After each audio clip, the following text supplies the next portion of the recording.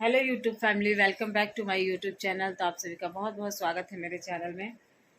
तो आज का जो टॉपिक है ना, आप लोग लास्ट तक देखिएगा, आप लोग को पता चलेगा। और आज का टॉपिक है ना, वो कुछ नया है, तो आप लोग को भी कुछ सीखने को मिलेगा। तो आप लोग, मैं तो आज सीख चुकी हूँ, आप लोग भी सीख लेंगे शायद ये वीडियो के ज़रिए। तो आज ना मैं जा रही थी अपने बच्चों को टिफ़िन देने। तो मतलब कि बज रहा था इतना, 12 बज रहा था। तो इनका लंच ब्रेक जो होता है ना, वो 12:30 बजे से होता है। तो मैं जा रही थी, तो मुझे ना एक लेडीज़ खड़ी हुई मिली। मैं ज़्यादा वीडियो लंबा नहीं करूँगी, इसलिए मैं जल्दी जल्दी स्टार्टिंग में मैंने वही बोल दिया। तो मैं जब जा रही थी ना, तो मुझे एक लेडीज़ मिली। उसके हाथ में ना बच्चा था, और छोटा सा बच्चा था। तो वो खड़ी होके कब से वेट कर रही थी। वो मुझे बहुत बार देख रही थी, क्योंकि मुझे ना रोड क्रॉस करना था, वो साइड में मेरे बच्चों का स्कूल था। तो मैं खड़ी होके कब से उसको देख रही हूँ। वो, मैं उसके ऊपर ध्यान नहीं दे रही थी, क्योंकि मैं देख रही थी अगर बस दोनों साइड से ट्रैफिक क्लियर हो तो मैं निकलूँ। तो जब मैं वो लड़की क्या काम की, कब से मुझे लड़की तो नहीं थी, उम्र बहुत कम ही था उसका, मुझे लग रहा था देखने में। अब पता नहीं कितना उम्र था। बहुत लोग होते हैं ना कि देखने में बहुत कम लगते हैं, लेकिन उम्र होती है। तो उसका बेटा था गोदी में। तो और वो मुझे कब से देखे जा रही थी। तो फिर बाद में मुझे बुला के बोल रही है, दीदी थोड़ा इधर आइए ना। दीदी नहीं, मतलब कन्नड़ा में बोल रही थी। तो फिर मैं गई। अब कन्नड़ा आप लोग को नहीं समझ में आएगा, तो इसलिए मैं हिंदी में ही बता दे रही हूँ। तो मुझे बुला के बोल रही है, दीदी थोड़ा यहाँ आइए। तो मैंने बोला, बोलो क्या है। तो बोल रही है, मेरे पास ना पैसा नहीं है, और मेरा बेटे का तबीयत बहुत ख़राब है, बहुत ज़्यादा ख़राब है, और मैं ना उसको डॉक्टर के पास ले जाना है। तो मैं बोली, ठीक है, तबीयत ख़राब है तो उसको तुम डॉक्टर के पास लेके जाओ ना, डॉक्टर देखेगा, दवा देगा तो ठीक हो जाएगा। तो बोल रही है, नहीं, मैं डॉक्टर के पास गई तो मैंने बोला कि मेरे पास पैसा नहीं है। आप लोग पूरा लास्ट तक सुनते रहिए, देखते रहिएगा वीडियो। अभी ये तो स्टार्टिंग थोड़ा अभी मैं बता रही हूँ आप लोग को। तो क्या बोल रही थी, मेरे पास ना पैसा नहीं है तो डॉक्टर को देने के लिए। तो मैंने डॉक्टर को क्या बोला, मैंने चैन पहना है, ये चैन तुम रख लो और मेरे बेटे का इलाज कर दो। तो फिर मैं सोच रही हूँ, अरे ये ऐसा क्यों बोल रही है। फिर मैंने बोला, तो तुम वो ज्वेलर्स के पास रख दो चैन जाके, या बैंक बैंक में रख दो, तो तुमको दे देगा पैसा। तो डॉक्टर थोड़ी ना तुम्हारा चैन लेके तुमको बच्चे का इलाज करेगा, उसको तो पैसे से मतलब है। वो तो पैसा तुम्हारे बेटे का इलाज करेंगे और तुमको दवा देंगे, तब तो वो पैसा लेंगे। वो थोड़ी ना तुम्हारा चैन और झुमका लेके वो क्या करेंगे। तो फिर अच्छा, बोली ठीक है। तो फिर कुछ देर बिता, फिर खड़ी थी। फिर मैं सोची कि अब मैं जाती हूँ। तो फिर मुझे फल दिख गया, तो मैं फल लेने लगी बच्चों के लिए। तो वो खड़ी रहे, फिर वो खड़ी थी। फिर मुझे फिर बुलाई, दीदी सुनो ना थोड़ा। अब मैं सोच रही हूँ, यार मैं क्या बोलूँ इसको।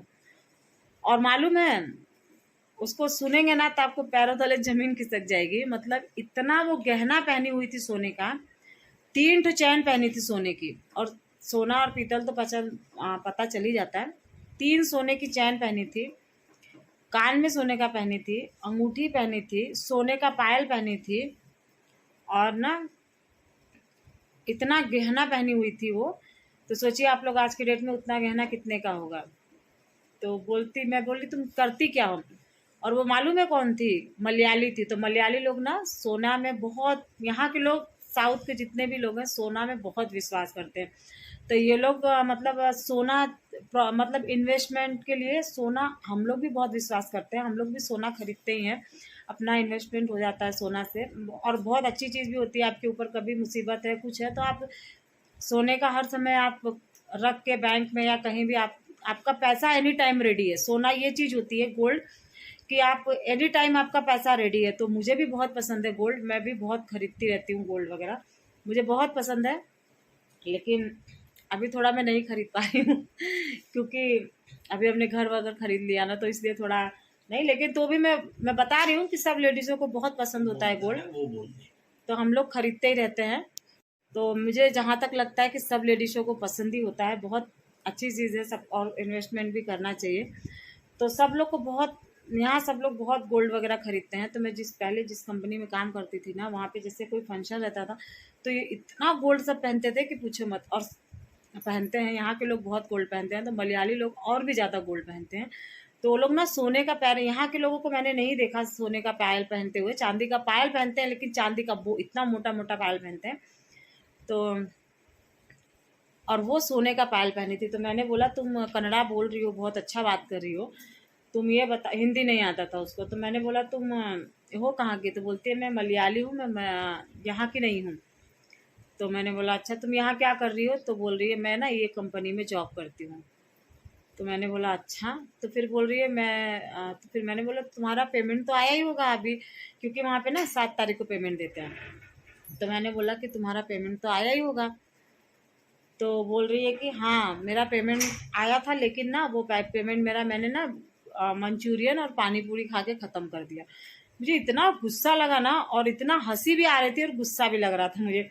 तो वो जो फ्रूट वाली थी ना, वो मुझे अक्का, हाँ दीदी को अक्का बोलते हैं, तो वो मुझे देख के हंसने लगी और मैं उसका मुंह देख रही थी। मुझे इतनी गुस्सा लग रही थी ना कि पूछो मत। फिर मैं बोली तुम्हारे हस्बैंड को फ़ोन करके बोल दो, वो आके तुम्हारे बच्चे को ले जाएंगे डॉक्टर के पास। बोलती है नहीं मैं अपना सारा पेमेंट ना अपने मम्मी को देती हूँ, अपने हस्बैंड को नहीं देती हूँ। मैं बोली ये भी ठीक है, जब तुम अपने हस्बैंड को देती हो, नहीं देती हो, अपनी मम्मी को देती हो, तो वो क्यों देखेगा तुमको? तो बोल रही है नहीं नहीं, मेरे पास ना 10 रुपये नहीं है कि मैं यहाँ से चंदापुर चली जाऊँ। तो फिर मैं सोच रही हूँ 10 रुपये, बोली 10 रुपये तुमको क्यों चाहिए? तो बोलती है नहीं मुझे भाड़ा चाहिए मेरे को वहाँ जाने के लिए। तो मैंने 10 रुपये उसको दे दिया। मैं बोली जाओ तुम अभी। तो फिर वो मेरा मुंह देख रही है। मैं बोली भैया अब तुम जाओ यहाँ से, अब मैं कुछ इससे ज़्यादा तुम्हारे लिए कर नहीं सकती हूँ।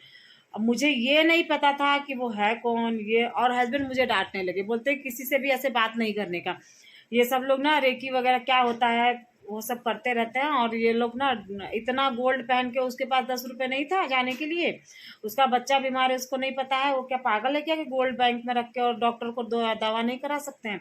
और क्या वो उसको इतना दिमाग नहीं है कि सोना डॉक्टर सोना लेता है, डॉक्टर के पैसा लेता है, डॉक्टर सोना नहीं लेता है। तो इतना तो उसको बुद्धि होगी। और वो मुझे डांट रहे हैं, अब मैं क्या करूं? और वो हस्बैंड के साथ भी मेरे 1-2 बार ऐसा हुआ था कि एक कोई गाड़ी रुका के और इनका गाड़ी खोल रहा है, और ये भी थोड़ा चैन वगैरह पहने थे, गाड़ी बाइक रुका के और इनका बाइक वगैरह इनके सामने खोल रहा है, और ये बोल भी नहीं रहे। और ये तो कहीं मुंबई में ही थे, तो इनके दोस्त लोग जिस इलाके में ये लोग रहते थे ना, उसी इलाके में ये हुआ था, शादी के बाद का सीन है। तो इनके दोस्त लोग आ गए वहाँ पे। फिर इनको जब समझ में आया तो इन्होंने अपने दोस्त को फ़ोन किया, तो वो लोग आए। तो बोल रहे गाड़ी ख़राब हो गई है, ये हो गया वो हो गया। तो वो लोग ना खीला फेंक के रखते थे, तो गाड़ी पंचर हो गई तो गाड़ी तो अपने आप रुक ही जाएगी।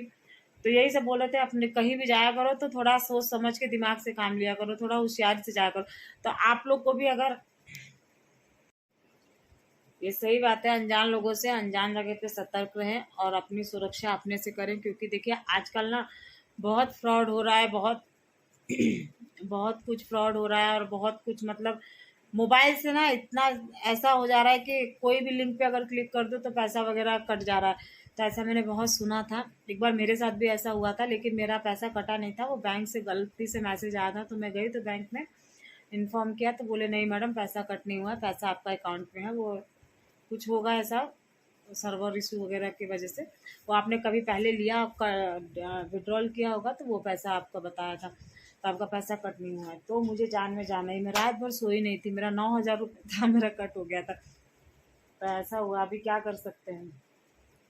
तो थोड़ा आप लोग सतर्क रहिए, और ऐसे लोग जहाँ मिले भैया तो ऐसे लोगों से ना बहुत समझ के बात करिए।